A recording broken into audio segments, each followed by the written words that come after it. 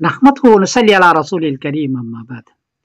इमारत शरिया बिहार उड़ीसा, इसकी एक तहरीर मेरे सामने से गुजरी जिसमें सारे मसलक के बड़े उलमा के दस्तखत हैं। शिया, सुन्नी, बरेलवी, आले हदीस सबके उसमें, जमात इस्लामी सबके उसमें दस्तखत है। उसमें दो बात की अपील की गई है। एक बात तो यह है कि ऐसी जमात को आप मुत्तहिद होकर के वोट दें जो सेकुलर पर यकीन रखती हो, मुसलमानों के हुकूक की रियायत करती हो, मुसलमान शरीयत के खिलाफ वो फैसले न करती हो, जो निचले तबका है चाहे गैर मुस्लिम हो उसकी रियायत करती हो, तमाम तबकात के हक की रियायत करती हो, ऐसी जमात को आप वोट दें। ये पहली अपील उन्होंने की है।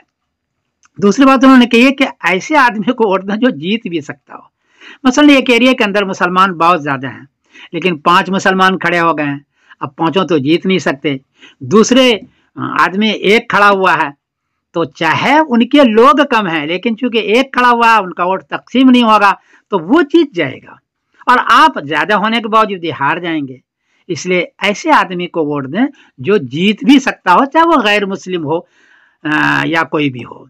अलबत्ता वो सेकुलर पर यकीन रखती हो वो जमात, और मुसलमान, गैर मुस्लिम, पिछड़े तबकों को लेके चलती हो। ये दो बातें उन्होंने कही है।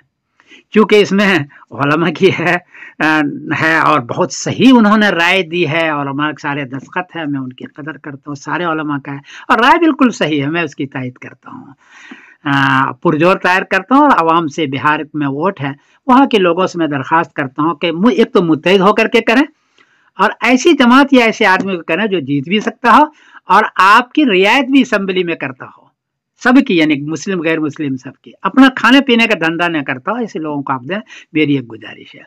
बहरहाल ये सियासी मसला है, इसमें हर एक की राय अलग होती है, हो सकता है किसी की राय हमसे खिलाफ भी हो, तो मैं उससे माजरत खा हूँ। मैं समीरुद्दीन कासिम बोल रहा हूँ मैनचेस्टर इंग्लैंड से। अस्सलाम वालेकुम वरहमतुल्लाहि वबरकातुहू।